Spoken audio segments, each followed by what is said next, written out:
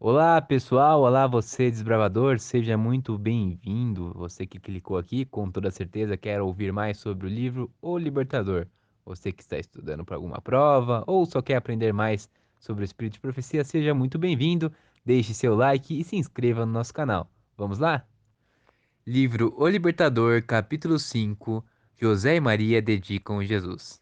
Este capítulo é baseado em Lucas 2, 21 a 38.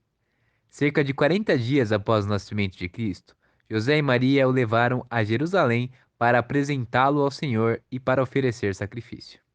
Como nosso substituto, Cristo devia cumprir a lei em cada ponto. Ele já havia sido circuncidado como sinal da sua obediência à lei. Como oferta da parte da mãe, a lei requeria um cordeiro para a oferta queimada e uma pomba ou uma rolinha para a oferta pelo pecado. Essas ofertas tinham que ser sem defeito, pois representavam a Cristo. Ele era o cordeiro sem mancha e sem defeito. Ele era um exemplo do que Deus queria que a humanidade fosse, por meio da obediência às suas leis. A dedicação do primogênito tinha sua origem nos tempos mais antigos. Deus prometera dar seu primogênito do céu para salvar o pecado. Cada família reconhecia esse dom consagrando o filho primogênito. Ele devia ser consagrado ao sacerdócio, como representante de Cristo entre nós. Que significado estava ligado à dedicação de Cristo no templo? Mas os sacerdotes não via além das aparências externas.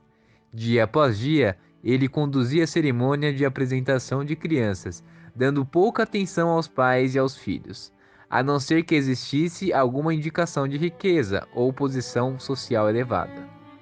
José e Maria eram pobres, e o sacerdote viu apenas um homem e uma mulher galileus vestidos com as mais humildes roupas. O sacerdote tomou a criança nos braços e a ergueu diante do altar. Depois de devolvê-la para a mãe, ele escreveu o nome Jesus na lista.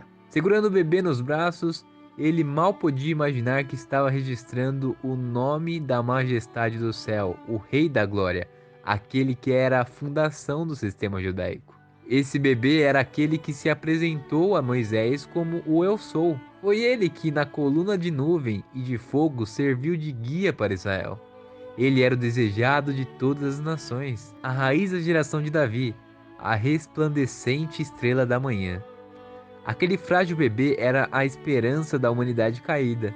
Ele devia pagar o resgate pelos pecados de todo o mundo. Embora o sacerdote não visse nem sentisse nada anormal, aquela ocasião não passou sem que tivesse algum reconhecimento de Cristo. Havia em Jerusalém um homem chamado Simeão, e o Espírito estava sobre ele. Fora-lhe revelado pelo Espírito Santo que ele não morreria antes de ver o Cristo do Senhor. Simeão e Ana reconhecem Jesus. Quando entrou no templo, Simeão ficou muito impressionado a ver que a criança que estava sendo apresentada ao Senhor era aquele que ele tanto desejava ver. Para o atônito sacerdote, Simeão parecia um homem enlevado por um santo temor. Ele tomou a criança nos braços enquanto uma alegria nunca antes experimentada lhe invadia o ser. Levantando a criança para o céu, ele disse: Ó soberano, como prometeste, agora podes despir em paz o teu servo, pois os meus olhos já viram a tua salvação, que preparaste à vista de todos os povos, a luz para a revelação aos gentios e para a glória de Israel, teu povo. Enquanto José e Maria ainda estavam ali, ambos maravilhados com as palavras de Simeão, ele disse para Maria: Este menino está destinado a causar a queda e o surgimento de muitos em Israel, e a ser um sinal de contradição, de modo que o pensamento de muitos corações será revelado. Quanto a você, uma espada atravessará a sua alma. Ana, uma profetisa, também veio e confirmou o testemunho de Simeão. Com o rosto resplandecente de glória, ela expressou sua sincera gratidão, porque lhe fora permitido ver Cristo, o Senhor. Esses humildes adoradores haviam estudado as profecias. Embora os governadores e sacerdotes também tivessem as preciosas profecias, eles não estudavam andando pelos caminhos do Senhor. Seus olhos não estavam abertos para ver a luz da vida.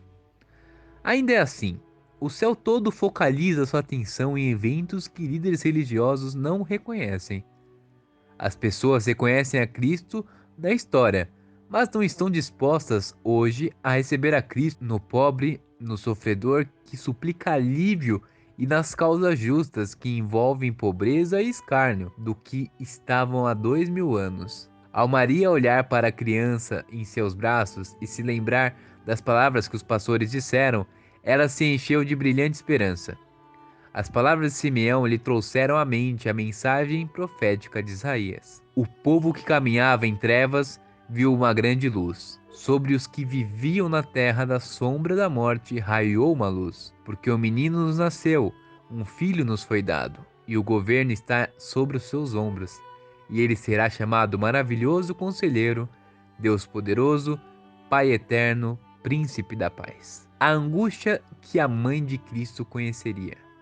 Maria, no entanto, não compreendia a missão de Cristo. Simeão havia profetizado que ele seria uma luz a iluminar os gentios e os anjos tinham anunciado o nascimento do Salvador como boas novas de alegria para todos os povos. Deus queria que todos vissem nele o Redentor do mundo. Muitos anos tinham que passar antes que a mãe de Jesus pudesse entender. Maria não enxergava o batismo de sofrimento que era necessário para instaurar o reino do Messias no trono de Davi.